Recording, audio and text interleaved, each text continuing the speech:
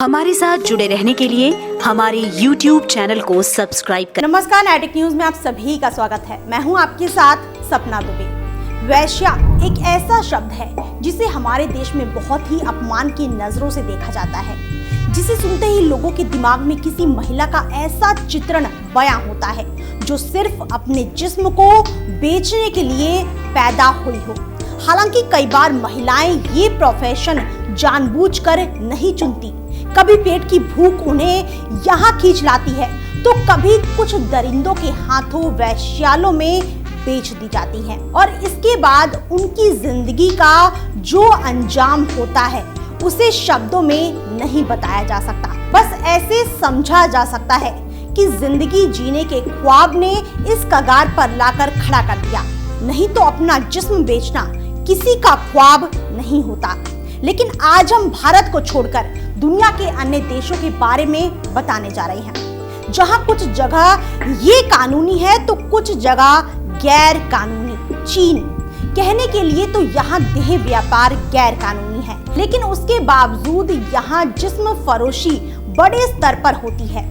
बता दें कि चीन में सेक्स मार्केट की वजह से 73 अरब डॉलर की कमाई की जाती है। नीदरलैंड आपको बता दें कि देह व्यापार में एम्स्टर्डम की रेड लाइट एरिया दुनिया का सबसे मशहूर हिस्सा है और यहाँ जिस्म फरोशी छिप छिपाकर नहीं होती, बल्कि यहाँ टूरिस्ट के मनोरंजन के लिए खुलेआम सेक्स वर्कर्स अपने जिस्म का प्रदर्शन करती हैं। फिलीपींस वैसे तो यहाँ वेश्यावृत्ति गैर कानूनी है, लेकिन ये एक बड़े सेक्स मार्केट के तौर पर जाना जाता है और यहाँ नाबालिग भी इस पेशे में जुड़ने से पीछे नहीं हटते।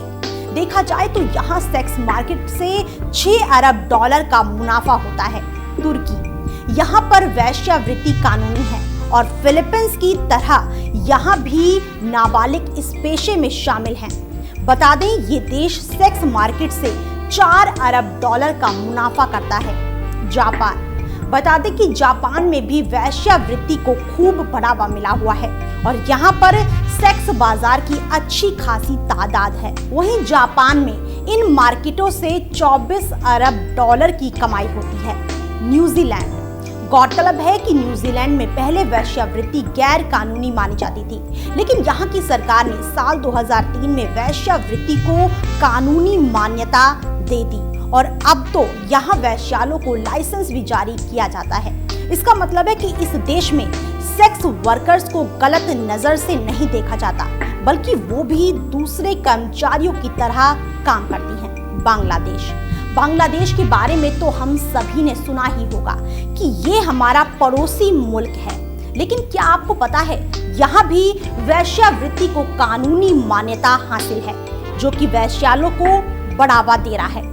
ऑस्ट्रेलिया बता दें कि जर्मनी की तरह ही यहाँ पर भी वेश्यावृत्ति पूरी तरह कानूनी है और इस देश में वेश्यावृत्ति को कोई गलत काम नहीं माना जाता है। इसके बजाय यहाँ सभी सेक्स वर्कर्स को काफी लाभ दिए जाते हैं, जिनमें सबसे पहले सेक्स वर्कर्स को शारीरिक सुरक्षा देने के लिए उनकी समय समय पर सेहत की जांच भी होती है और यहाँ सेक्स वर्कर्स भी अपनी कमाई का एक हिस्सा सरकार को टैक्स के रूप में देती हैं।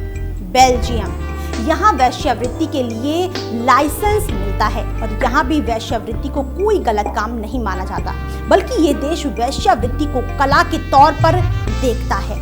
वहीं वेश्यावृत्ति में सुरक्षा के लिहाज से कई योजनाएं भी बनी हैं। ब्राजील एक ऐसा देश है जो अपने अलग अंदाज की वजह से जाना जाता है और कहने के लिए तो यहाँ वेश्यावृत्ति कानूनी है, लेकिन यहाँ पर वैश्यालय चलाना गैर कानूनी है। लेकिन इसके बावजूद यहाँ बड़े स्तर पर वैश्यावृत्ति होती है, जिससे टूरिस्टों को अपनी तरफ आकर्षित किया जाता है। कनाडा यहाँ पर वैश्यावृत्ति को लेकर 2014 में नया कानून लागू हुआ, जिसके अनुसार यहाँ वैश्यावृत्ति कानूनी है, लेकिन इसे कारोबार नहीं बनाया जा सकता है।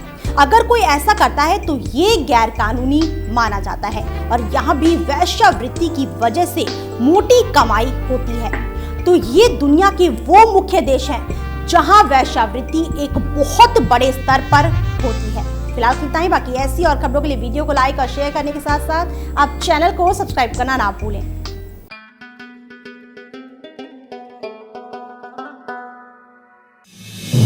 आप देख रहे हैं नेट्रिक न्यूज, साहस सच कहने का।